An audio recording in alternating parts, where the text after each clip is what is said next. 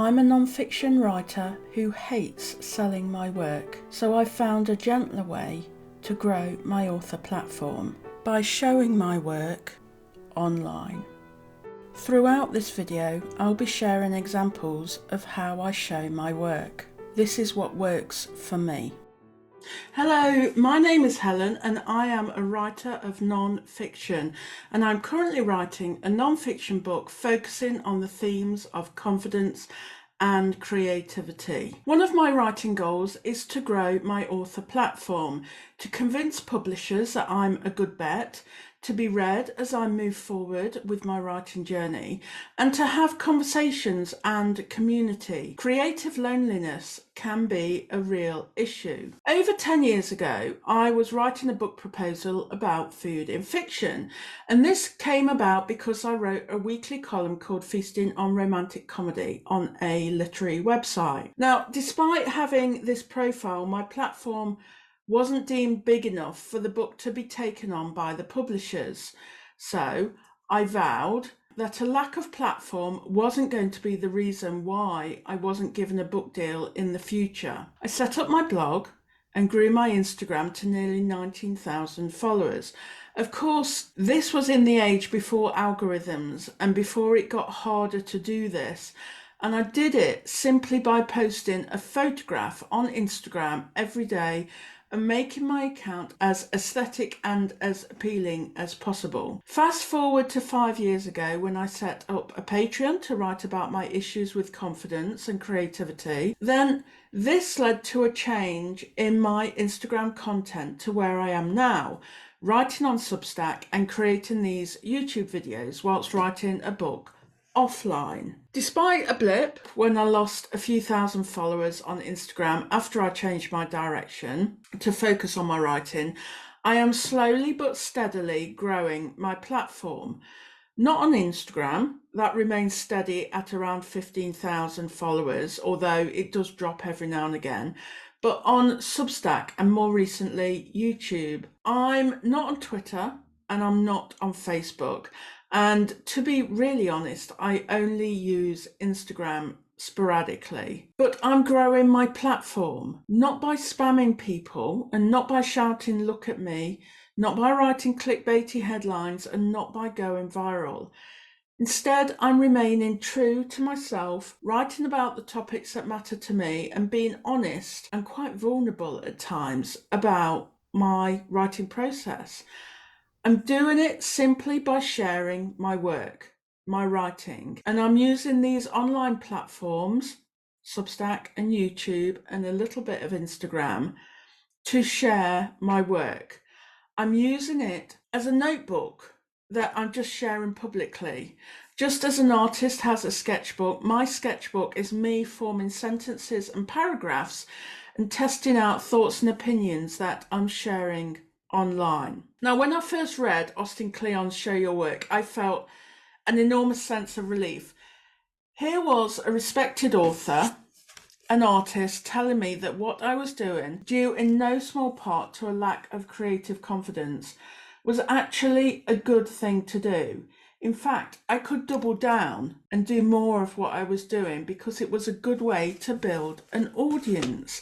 As writers, despite for some of us this utter dread at being seen, we still want to be read most of the time. We still want to be noticed. And I wrote about this paradox on my Substack recently, which I'll link in the description box below. But when you look online at ways you can market your work, it all looks a little bit scary. It all looks a bit yikes, you really have to put yourself out there, when in reality you want to curl up under your desk with a cup of tea or a cup of coffee. You feel like all eyes will be on you, ready to cut you down, to criticize, to laugh. At least that's what your brain is telling yourself. It's trying to protect you. Wouldn't it be far gentler on your soul if you collected a group of like-minded, supportive humans as you go along your writing journey?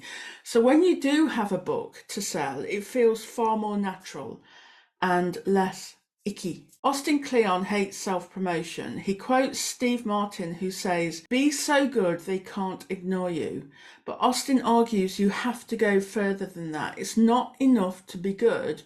you also have to be findable, and that's where these online platforms can really help. What I would suggest, however, is that you find a platform that doesn't play games with you and hides your work one day and then shows it the next. You want somewhere that's going to be consistent and look after you, and this is why I am not on Instagram as much anymore. Austin believes, and I happen to agree with him, that sharing your work online, sharing what you're learning and how you're getting better can attract an audience. What's also fantastic is that this audience can support you either by cheering you on, commiserating on your failures, and to help pick you back up, or even financially whilst you work away on your projects.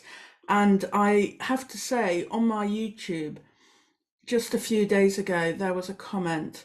Someone very kindly gave me a little pep talk and told me I was being particularly hard on myself at the moment. And it really helped. It really did help. I know there are some writers who don't enjoy sharing their writing process, and I really get that. But equally, I love sharing my writing process. Writing a book is time consuming and such a long process with a lot of self-doubt, at least for me. If I was just concentrating on that end goal, I would give up way before I get there because of the self-doubt. And trust me, I know, because it's happened to me more than once. But by sharing my process, by sharing little snippets, by writing essays, doing time lapses of my writing at my desk, even experimenting with the new broadcast channel on Instagram and sharing thoughts about how my creative mindset is that day, romanticizing the process, if you like, I am enjoying my writing more. I'm not focusing on a seemingly impossible, far off goal. I'm focusing on the tiny steps, the small wins I achieve every day. Ticking a task off my to-do list and sharing that with an audience gives me a lovely kind of dopamine rush that kind of fuels my continued creativity. It's motivating. It builds momentum, and this momentum snowballs. Sharing my work is part of this process. Austin Kleon, in Show Your Work, also recommends becoming a documentarian of what you do. And as I wrote this quote into my notebook, as I planned out this video, I have my phone in my left hand, recording on time lapse as I write out the words in black ink with the heat from the candle casting shadows onto the page because of the window just over there. And I love it. I love noticing the smell of the vanilla and coffee coming from the candle. And I love the coziness of my jumper, which I was wearing at the time, that hugs my wrists. And I love the fact that because I'm recording in order to share it, it makes me appreciate these things all the more. Plus, my phone is on record, thus helping me focus because I cannot pick it up and start scrolling. This process helps me with the direction I want to take with my writing. I can see what's filling my cup and see what's depleting it. As Austin says, you'll start to see the work you're doing more clearly and feel like you're making progress. My Substack is where I currently share most of my work. It's one up from my journal, although I often share the pages of my journal and my notebooks here on YouTube. But Substack is where I can ponder certain things, wonder at Arnold Schwarzenegger's inspiration that I gained recently from his Netflix documentary. I talk about my Substack writing journey with my friend Claire and share what we're learning on the way. I can read non-fiction like Austin's or Elizabeth Gilbert's and apply their knowledge to my own creative life. Or I can find a quote that helps my creative mindset and pass this information along.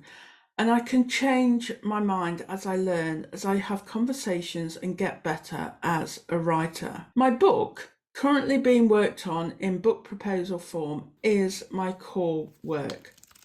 It's my top level work, my main work. What Austin would call the stock. My online work is the flow, where I experiment, put out hastily written thoughts, listen to the community. It's where I am essentially thinking out loud. My book has been created through the flow. The Instagram posts, the blog posts, the Patreon essays, the Substack pieces, and through community and membership club conversations. And all the while I'm building up this body of work, I'm also attracting an audience. It's a slow process, I'm not going to lie. There's little chance of going viral unless one of my videos starts to surf the YouTube algorithm.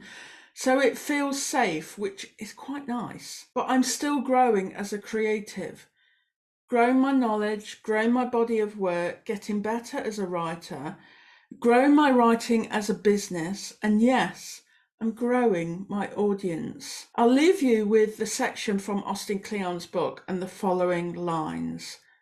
Stop worrying about how many people follow you online and start worrying about the quality of people who follow you. Don't waste your time reading articles about how to get more followers. If you want followers, be someone worth following. And finally, make stuff you love and talk about stuff you love, and you'll attract people who love that kind of stuff. It's that simple. And personally, I would just like to add, just don't let your fearful part of your brain convince you not to do it, because I think it's well worth doing. Now, if you enjoyed this video, you may also enjoy a recent one I did all about Substack, where I share the lessons I learned from writing on there after a year, and I've done that particularly with unconfident creatives in mind. So if you think this is something you would like to do either now or in the future, then do go ahead and check out that video.